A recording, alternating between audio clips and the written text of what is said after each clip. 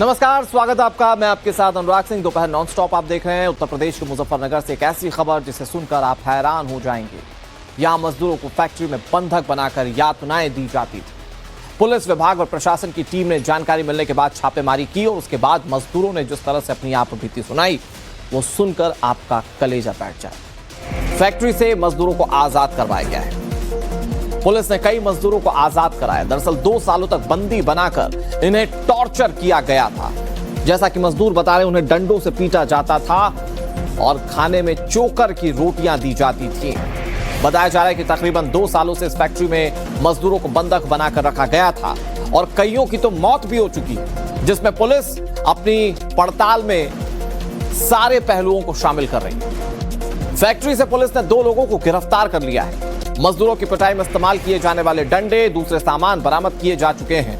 ये गरीब मजदूरों का शोषण करने वाली ये खबर वाकई में सवाल पूछने पर मजबूर कर देती है कि वो जो दास प्रथा जिसको खत्म करने के लिए हमारे देश में लंबी लड़ाई लड़ी गई, बहुत सारे समाज सेवकों ने इसके लिए बहुत सारे कदम उठाए, सरकार की तरफ से कानूनन कई सारे नियम बनाए गए हैं, लेकिन इसके बावजूद भी क्या वो दास प्रथा जो है वो आज की 21वीं सदी में कहीं पर चल रही है।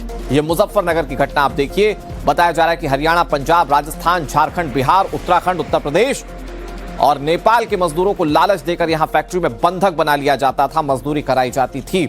यहां लाने के बाद पैसे देना तो दूर, मजदूरों के साथ जानवरों जैसा बदतर सलूक किया जाता था।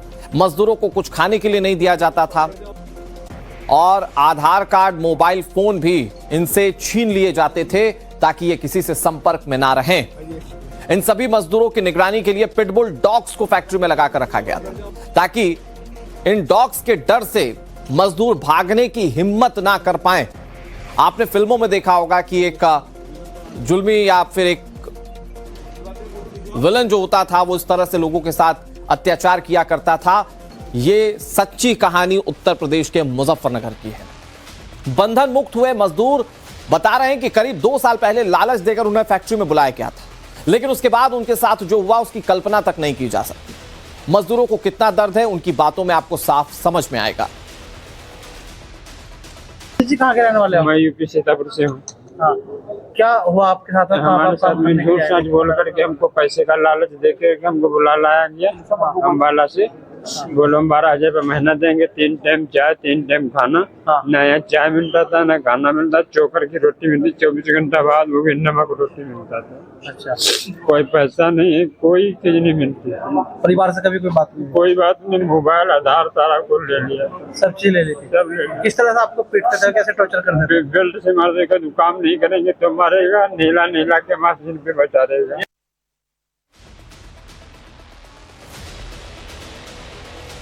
तो आप मजदूरों को सुन रहे थे और उन्होंने जो बात बताई, मारा जाता था, पीटा जाता था, खाने के लिए कुछ नहीं दिया जाता था। मानिए कि वो फैक्ट्री मात्र उनकी दुनिया रह गई थी। ना उनके पास आधार कार्ड था, ना मोबाइल फोन थे, वो सबके संपर्क से बाहर हो चुके थे और ये सारी यातनाएं सिर्फ इसलिए कि वो फैक्ट्री के अंदर रहकर बिना पैसे के मजदूरी करते रहे। अब मामले का खुलासा तब हुआ जब फैक्ट्री में काम करने वाले एक मजदूर किसी तरह से वहां से भाग निकले और उसके बाद जब वो पुलिस के पास गए तो पूरी जानकारी दी। इसके बाद लेबर डिपार्टमेंट, पुलिस और प्रशासनिक विभाग की संयुक्त टीमों ने इस फैक्ट्री पर छापेमारी की और फिर यह सनसनीखेज खुलासा हुआ। छापेमारी के दौरान पुलिस ने फैक्ट्री से रामू, विक्रम, नारायण, सीताराम, संतोष, शिवम जाटव, जगदीश, राजहंस, साहिल, रंजीत, बहुत सारे नाम है। मतलब मजदूरों के कितने नाम बताएं? कुल 13 मजदूर थे जिनको बंधक मुक्त कराया गया।